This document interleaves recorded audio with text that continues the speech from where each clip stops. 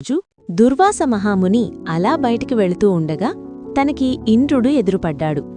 ఇంద్రుణ్ణి చూసిన ఆనందంలో దుర్వాస మహాముని తనకొక ముత్యాల హారాన్ని బహుమతిగా ఇచ్చాడు.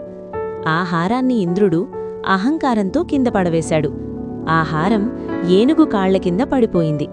ఆ ఏనుగు ఆ హారాన్ని కాళ్లతో నలిపివేసింది.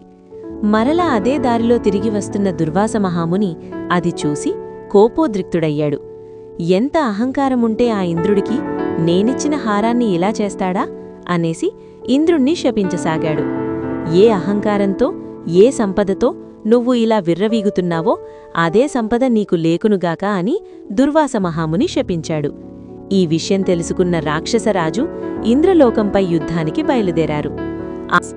రాక్షసుల బాధ పడలేక దేవతలు శివుని బ్రహ్మను వెంటబెట్టుకొని శ్రీమహావిష్ణువు వద్దకు వెళ్లి వారి క్లేశాలు చెప్పుకుంటారు. అప్పుడు మహావిష్ణువు వారి మొర ఆలకించి, ఇప్పుడు రాక్షసులు బలంగా ఉన్న కారణం చేత వారితో సఖ్యంగా ఉండండి, వారితో సఖ్యంగా ఉండి క్షీరసాగర మథనం పాలసముద్రం చిలకండి అని చెబుతాడు. ఆ మథనానికి కవ్వంగా మందరగిరిని వాడండి, త్రాడుగా వాసుకిని వినియోగించండి. ఆ మథన సమయంలో అమృతం పుడుతుంది, దానిని మీరు ఆరగించి క్లేశాలు వారికి మిగల్చండి అని విష్ణువు సెలవిస్తాడు. ఆ మాటలు విని దేవతలు ఆనందించి వారి వారి గృహాలకు వెళ్ళిపోతారు. కొంతమంది రాక్షసులు దేవతా సంహారానికి ముందుకు వస్తుంటే బలిచక్రవర్తి వారిని వారిస్తాడు. ఆ తరువాత అలా కాలం వెళ్లబుచ్చుతున్న సమయంలో ఒకరోజు ఇంద్రుడు రాక్షసులకు క్షీరసాగర మథనం జరిపితే అమృతం పుడుతుందని, అమృతం సేవిస్తే మృత్యువు డరిచేరదని చెబుతాడు. దీనితో ప్రేరితులైన రాక్షసులు క్షీరసాగర మథనానికి ముందుకు వస్తారు. మందరగిరిని త్రవ్వి తీసుకొని రాగా అది మహాభారమైనదై క్రిందపడబోతే శ్రీమహావిష్ణువు గరుడారూఢుడై వచ్చి మందరగిరిని క్షీరసాగరములో వదిలాడు. వాసుకిని ప్రార్థించి వాసుకికి అమృతంలో భాగమిస్తామని చెప్పి ఒప్పించి దాని రజ్జుగా చేసి పాలసముద్రాన్ని చిలకడం ప్రారంభించారు. అలా చిలకడం ప్రారంభించేటప్పుడు దేవతలు వాసుకి పడగవైపు నడిచారు. దానితో రాక్షసులు కోపించి తోకవైపు నిలబడి చిలికే నీచులమా అని అనగా దేవతలు తోక పట్టుకుని చిలకడానికి అంగీకరించారు. ఆ విధంగా చిలుకుతుండగా ఆ మందరగిరి క్రింద నిలిచే ఆధారము లేక క్షీరసాగరములోనికి జారిపోతుండగా శ్రీమహావిష్ణువు కూర్మావతారము ఎత్తి ఆ పర్వతాన్ని తన వీపు మీద ఉంచుకున్నాడు. మందరగిరితో మథనం జరుపుతుండగా విపరీతమైన రొద వచ్చింది. ఆ రొదకు ఎన్నో జీవరాశులు మరణించాయి. అలా చిలుకుతుండగా ముందు హాలాహలం పుట్టింది. ఆ హాలాహలం సర్వాన్ని నాశనం చేస్తుంటే దేవదానవులకు తోచక బ్రహ్మ వద్దకు వెళ్తారు.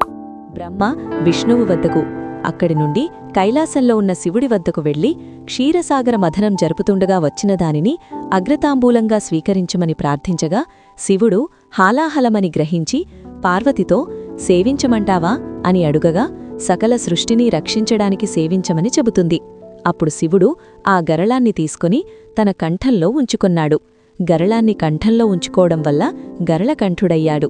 కాని గరళం శివునిలో విపరీతమైన వేడిని తాపాన్ని పుట్టించడం ప్రారంభించింది. దానిని తట్టుకోవడం కోసం నిత్యం నెట్టిపైన నీళ్లు అభిషేకించుకుంటూ ఉండడమే మందు.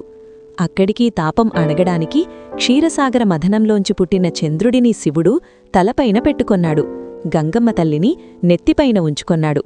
అయినా తాపం ఇబ్బంది పెడుతూనే ఉంటుందిట శివుడిని. కనుకనే భక్తులు శివలింగానికి నిత్యం ఉదకాభిషేకం చేస్తూ ఉంటారు. అలా చిలుకుతూ ఉండగా ధన్వంతరి అమృత కలశంతో ఆవిర్భవిస్తాడు. అమృతాన్ని చూడగానే దానవులు ఒకనిమీద మరొకరు పడి కొట్టుకోవడం ఆరంభించారు. దానవులు కొట్టుకోవడంతో అమృతం చేతులు మారిపోతుంది. దేవతలు దీనవదనులై శ్రీమహావిష్ణువుని ప్రార్థించారు. శ్రీమహావిష్ణువు వారిని ఓదార్చి జగన్మోహిని అవతారం ఎత్తి ఆ దానవుల వద్దకు వస్తాడు. జగన్మోహిని యూపుడైన శ్రీమహావిష్ణువు వయ్యారాలు ఒలకపోసుకుంటూ అటూ ఇటూ తిరుగుతుంటే రాక్షసులు ఆ జగన్మోహిని వెంటబడి అప్పటివరకు జరిగిన గాథ చెప్పి దేవదానవులు అన్నదమ్ములవుతారని, సాగరమథనం వల్ల అమృతం వచ్చిందని, ఆ అమృతాన్ని వారిద్దరికీ పంచమని కోరుతారు. అప్పుడు ఆ జగన్మోహిని దేవదానవులను 2 పంక్తులలో కూర్చోబెట్టి దర్భలమీద అమృత కలశాన్ని పెట్టి దేవతలకు అమృతం పోస్తూ దానవులను తన వయ్యారాలతో మభ్యపెట్టింది. రాహువు అనే రాక్షసుడు అది గ్రహించి దేవతల పంక్తిలో కూర్చుంటాడు. ఆ విషయాన్ని సూర్యచంద్రులు సంజ్ఞ ద్వారా మహావిష్ణువు జగన్మోహినికి తెల్పగా విష్ణువు సుదర్శన చక్రముతో వాడి తల తెగనరికాడు. ఆ విషయం ప్రక్కన ఉన్న దానవులకు తెలియలేదు. అమృతం పంచడం అయిపోయింది. జగన్మోహిని అదృశ్యమైపోయింది. అని అప్పటికే అమృతం తీసుకొని ఉన్నందున రాహువు చావలేదు. తల మొండము విడిపోయి తల రాహువుగాను మొండము కేతువుగాను పిలువబడుతూ వచ్చారు. సూర్యచంద్రులు అపకారం చేశారనే ఉద్దేశంతో ప్రతి సంవత్సరం రాహుకేతువులు సూర్యచంద్రులను మృంగటానికి ప్రయత్నిస్తూ ఉంటారు. దీనినే సూర్యగ్రహణం, చంద్రగ్రహణం అంటాము. ఇలా తమని నమ్మించి మోసం చేశారని అసురు దేవతలపై కూపగించుకొని యుద్ధానికి బయలుదేరారు. దేవతలకు అసురలకు ఘోరమైన యుద్ధము జరిగింది. దేవతలకు పోయిన శక్తులు తిరిగి రావడంతో అసులనోడించి విజయం సాధించారు. ఇలాంటి కథలు మరెన్నో చూడడానికి మా ఛానల్ని సబ్స్క్రైబ్ చేసుకోండి.